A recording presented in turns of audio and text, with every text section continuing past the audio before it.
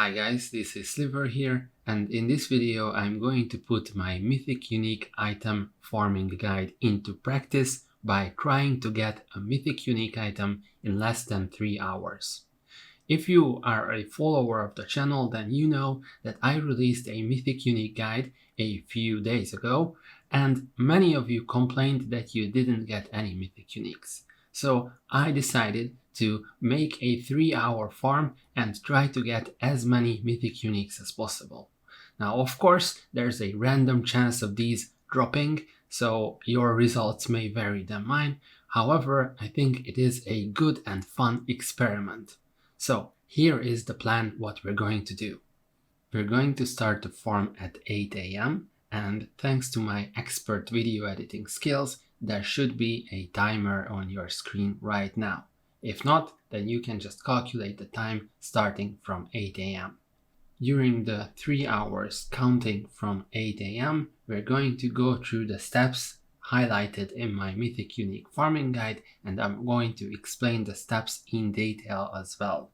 As you can see, I've already started, and let me lay out the plan for these 3 hours. For the first 2 hours, we're going to farm as many boss materials as possible, and the premier place for that will be the Helltide.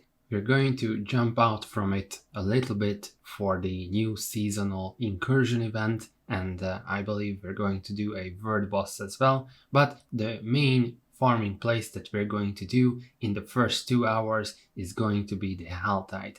And in the third hour, we're going to do bossing. We're going to spend all the boss materials that we have gathered to kill bosses. Hopefully, Belial will spawn during these kills, and we should be able to farm Supreme Belial at the end a little bit too. And of course, we're hoping for Mythic Unique items.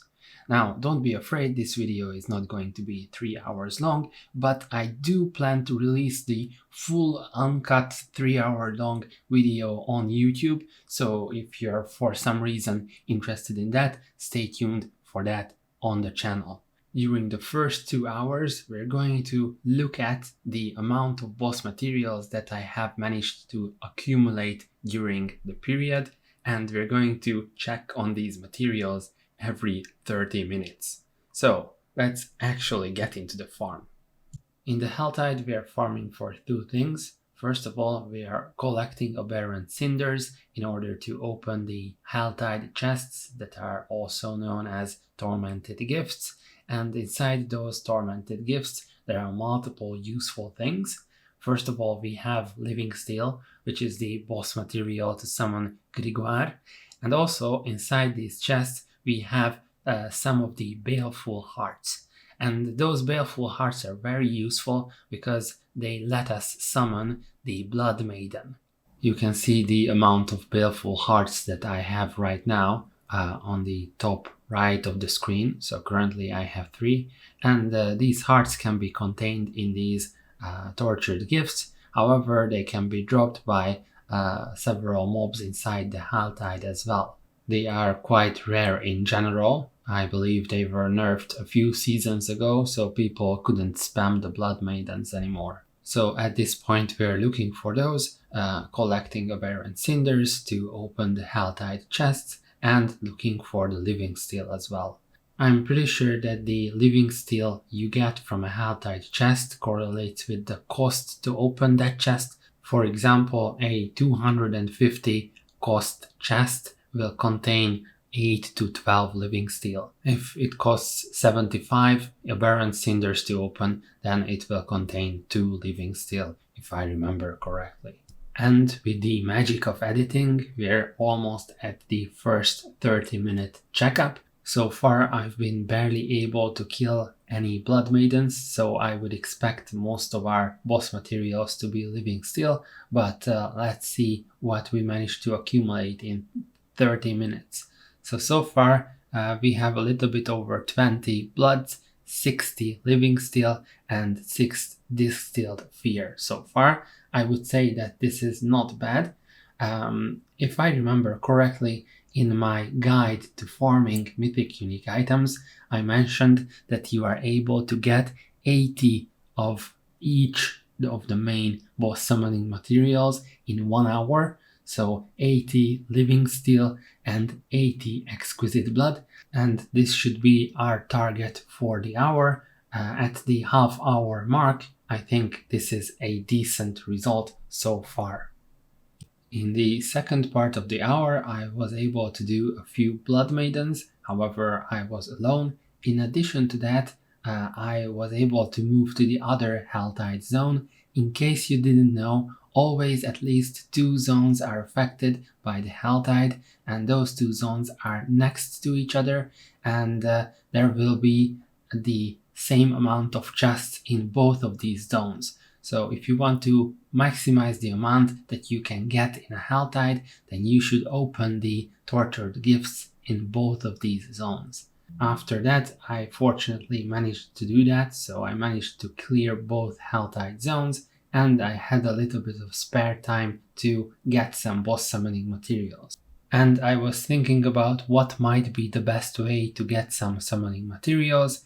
Obviously, I thought of the Kurast Undercity, however, I would have to use a tribute for that, and I didn't farm a tribute during this run, so I think it would be cheating to use something that I didn't farm during these 3 hours, so I thought that the next best thing would be these new seasonal operation incursions. In case you didn't know, at the end of the incursions, always 12 boss summoning materials are dropped, so that's what I'm looking for here. Well, unfortunately, the timing was really bad, so I was alone at the incursions, and it took a lot of time to clear the incursions, so I don't think this was worth it. However, if there was at least one other person with decent gear who would help, then it would have been much faster. But I don't think this is necessary for the farm. I just felt challenged by the commenters and my Mythic Unique farming guide, and I thought I would increase my chances a little bit of finding a Mythic Unique if I was going to get some extra boss summoning materials. And with this, we are approaching the 1 hour mark, so let's see what we have in terms of boss materials. It seems that we're doing quite well. We've got over 80 exquisite bloods and over 80 living steel. Remember, 80 plus 80 was our initial estimate for 1 hour, so we're doing very well in my opinion, and the other materials are just a bonus. Again, I farmed all of this during this 1 hour.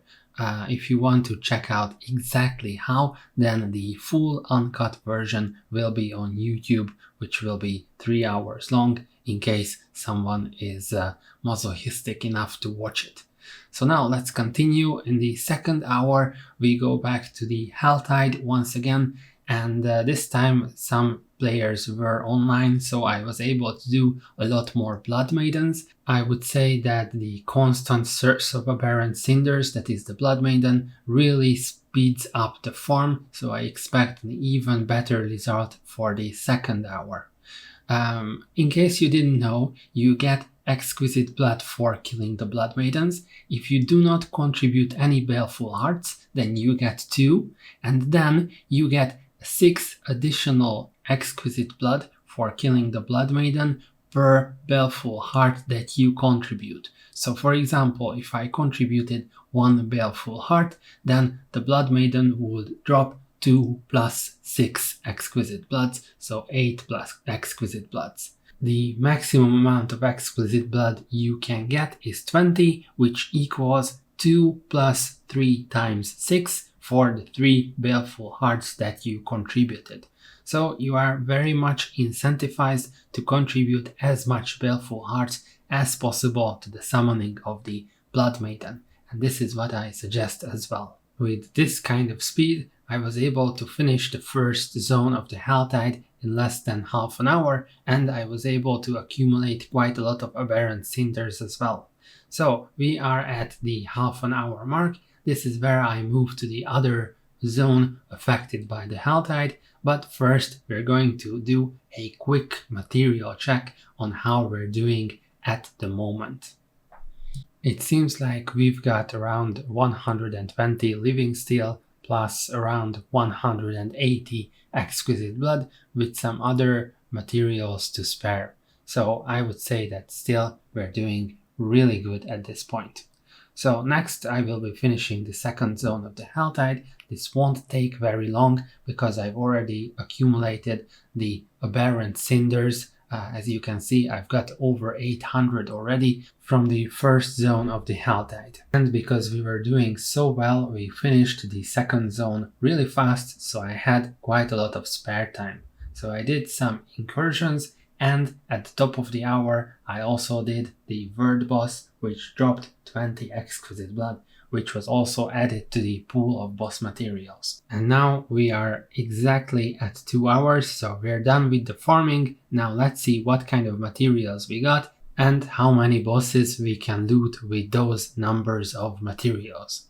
So it seems like we have done very well in my opinion. Based on these materials, we've got 2 summons for Varshan, 1 summon for the Beast in Ice, 14 summons for Grigoire, and 20 summons for Lord Zir. And of course we're going to get materials for the tier 2 bosses such as Duriel and Andariel when we kill these bosses, so we will have a round 2 as well, and hopefully we will see Mini Belial quite a lot during these summons, and we will be able to fight Supreme Belial as much as possible at the end. And now what we're going to do is fight the tier 1 bosses in Torment 4, the tier 2 bosses in Torment 3, because I really can't be asked to deal with the invulnerabilities that the tier 2 bosses have, and we're going to come back for Supreme Belial into Torment 4.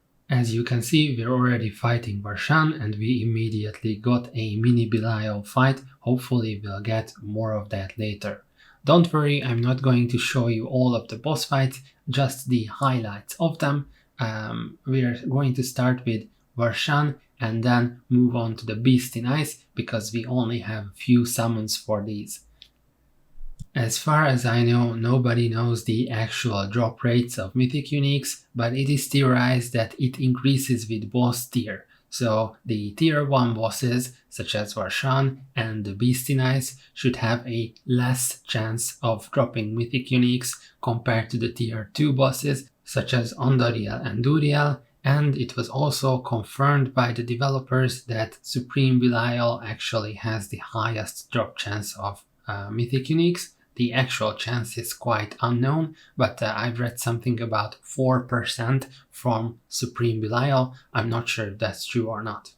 So in the meantime, we went and continued with Grigoire, who we have quite a lot of summons in. I'm saying summons, but actually you need the materials to loot the boss. It's just something that I like to say, so you can correct me in the comments if you like. I've actually sped up the footage a little bit here, so you can see that we were actually killing this boss quite a lot of times.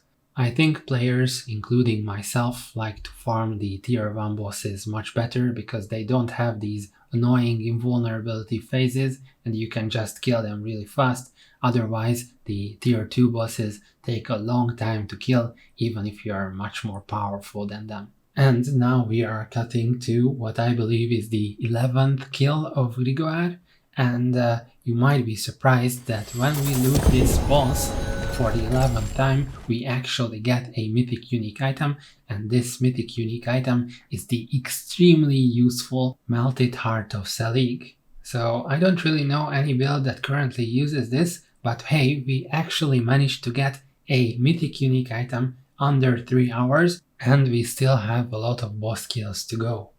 Nothing really interesting happened with the rest of the runs with Grigoire, so let's continue with Lord Zir himself. Now I understand that I think I got pretty lucky with this drop, and I also understand that many of you guys who have farmed for longer, you didn't manage to get a Mythic Unique, but I think this proves that it is actually possible to get a Mythic Unique in 3 hours. Now we are looking at the very first Zir kill of the session. I hate the word session, by the way. And if I believe correctly, we had a total of 20 Zir kills. More specifically, boss materials to loot 20 Zirs. I think Zir is a pretty good fight to farm as well because he has no invulnerability phases and also has a really good loot table, especially for the necromancers, but with the new gloves for the sorcerers as well. So this is the second Zir kill, and on this farm, to very much my surprise, we managed to find another mythic unique item, which is a Shaco, more specifically a Shaco with a greater FX on cooldown reduction. So I would say that this is a top tier mythic unique item. This is something that I was missing from my build as well. So far we've managed to find 2 mythic unique items in a 3-hour farm, which I think is incredible. So we are doing very well, or with other words, we are very lucky with this farm so far. In the meantime, you can see the rest of the Zir kills sped up. Unfortunately, none of the remaining more than 10 kills resulted in anything, not even in a useful ancestral unique item. And after Zir, what we're going to do is change the word tier to 3, because what we have left is the tier 2 bosses. We're going to do them on word tier 3, and we're going to come back for word tier 4 for the Belial, the Supreme Belial fight. In addition to that, we're going to convert our Stygian stones into pin-cushioned dolls, because I like to farm Andariel more than Duriel. I think she's a bit less annoying, but she's pretty annoying nevertheless. If you manage to take a look at the amount of materials that we have, then you can see that we are able to kill Duriel 5 times and Andariel 8 times altogether. So now this is what we're going to do. I realize I might be in the minority of players who hate Duriel more than Andariel, but I feel like that the downtime for Duriel is so much higher than the downtime for Andariel. So if I have a choice, then I always choose to fight Andariel instead of Duriel.